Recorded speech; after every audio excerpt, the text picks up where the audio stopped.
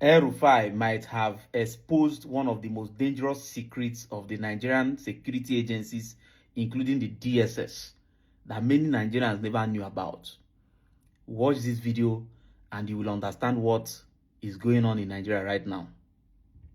Hello, you are welcome to this class. For this class, we'll look at many things, starting from here. You know, say yesterday, El-Rufai alleged that the office of NSA, Ribadu, imported this dangerous chemical to Nigeria. We can't do video about it, how dangerous it is, how many dictators use that by their opponents and dissidents. This was the letter he wrote to Ribadu to explain why he imported this allegedly. Many Nigerians now call the react, call the dig out, call the insinuate many things. Like this person, Dr.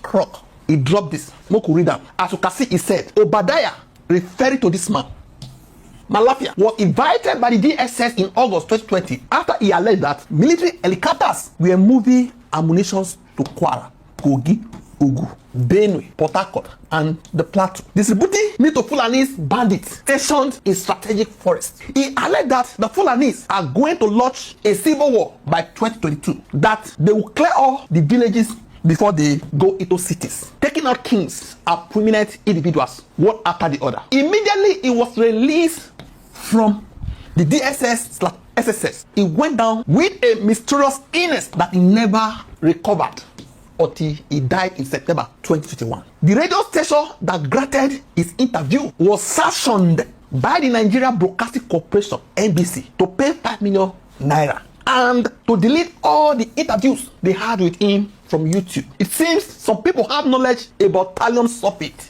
and how it is being used, and they are afraid of going to the DSS. Are you thinking what I'm thinking? This is the man he's referring to.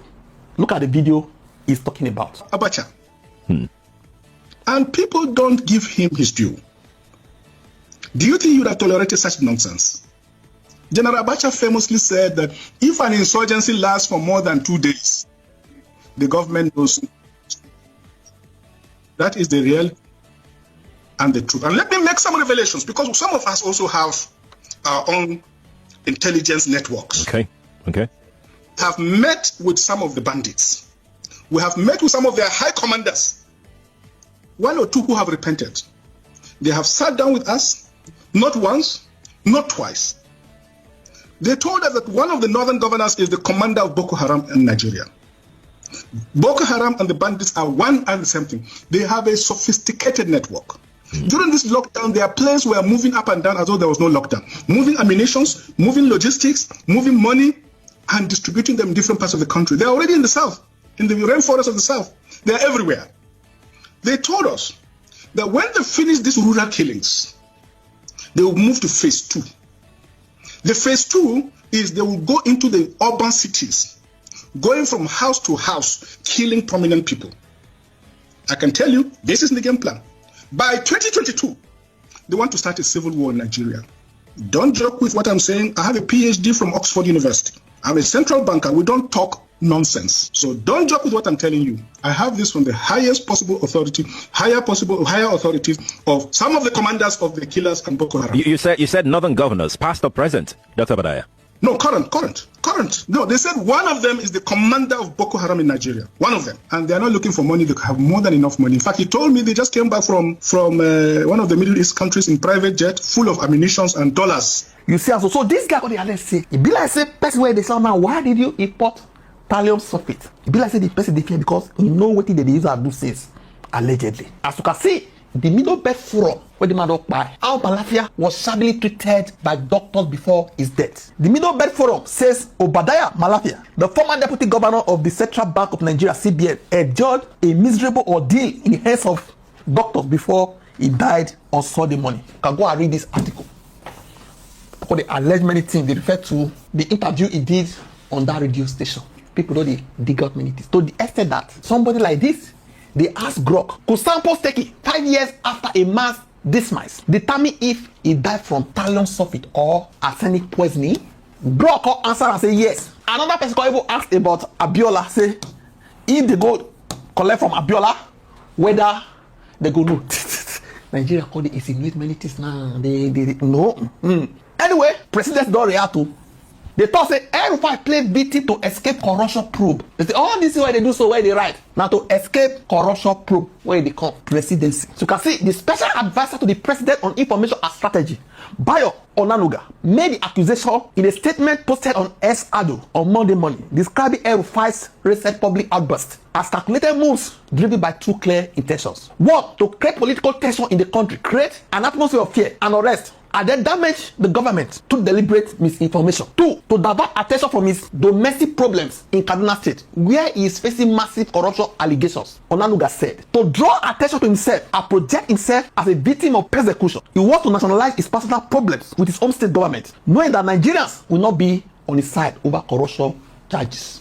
Meaning, a personal problem with the state, when he will just localize for Kaduna, he won't come carry and call national level. When they say now because he talk this thing, that's why they victimize her. But some people are saying, if things not say they were by him, if he constantly they talk with him know before. That's why some people say, if be like say El-Rufai know something before during Buhari, you get the point now. Anyway, El-Rufai has been officially charged to court. Now see the document. As you can see, he talk where say he listened to Ribadu's calls. Like me, they talk now. You don't know say somebody they listen to us because they don't act our conversation. It's not a person given because of that statement where they hear from here. So personal tool of Nuhu Ribadu. Nuhu made the call and made the order that I must be in custody yesterday. How do you know he made the call? He made the call because we listen to their calls. The government thinks that they're the only ones that listen to calls, but we also have our ways. He made the call, he gave the order. And so you tapped his phone calls, did you? Someone tapped his phone and told me. Because that technically is illegal. I know, but the government does it all the time. They listen to our calls all the time without a court order. But someone tapped his phone and told us that he gave the order. They don't carry on, go court. And the court document be this. Now 3 charges. The knock. Okay. The case overview. Case number this. Complainant, Federal Republic of Nigeria, represented by the Department of State Service, DSS. There's an objection to this. We're going to look at it. Defendant, they say now El-Rufai, 65 years old. Filing date now today. Core allegations. The charges stem from a televised interview on Arise TV's prime time program on February 13, 2026, where El-Rufai allegedly admitted to intercepting private phone call communications. Breakdown of charges. The first one are illegal interception allegation. And they break it down. If you write it down, if you go read down from here, you can pause the video and read it here. Okay? That El-Rufai admitted on live TV that he and his cohort associate unlawfully intercepted the phone communication of the National Security Advisor, NSA, Nuhu Ribadu. Legal breach, section 12(1) of the Cyber Crimes Prohibition, Prevention, etc. Amendment Act 2024. Another one, concealment of crime. After you committed the crime, you concealed it. Allegation that during the same interview, El-Rufai stated he knew the individuals responsible for the unlawful interception of the NSA's phone, but failed to report them to the relevant security agencies. Legal breach, section 7(b) of the Cyber Crimes Prohibition, Prevention, etc. Amendment Act 2024.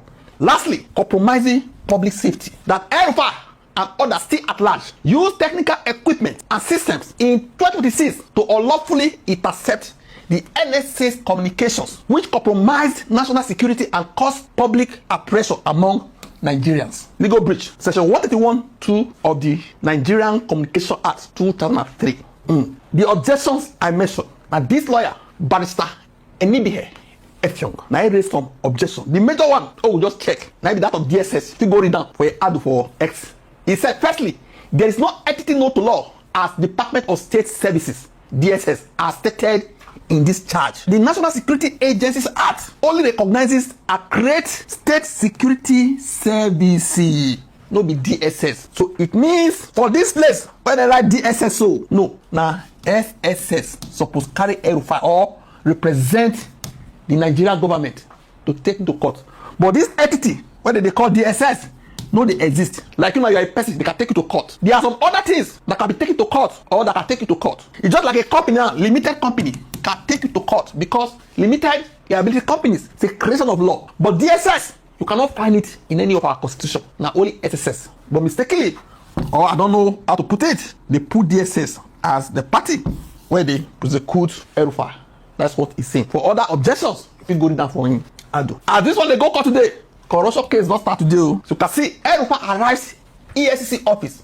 Supporters protest. The reason he is being questioned regarding 423 billion allegedly siphoned during his tenure as governor of Kaduna State. They say this money, they siphon now, allegedly. Now so, he go EFCC, now so people, his supporters, for the protest. Now there be this. When you clear, you will come back. We will come back. When you clear, we will come back. Mad people. When you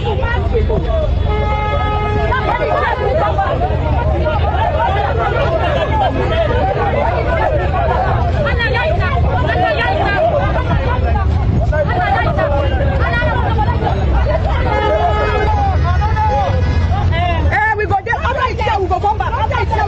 Tear gas fired as El-Rufai supporters, protesters clashed at EFCC headquarters.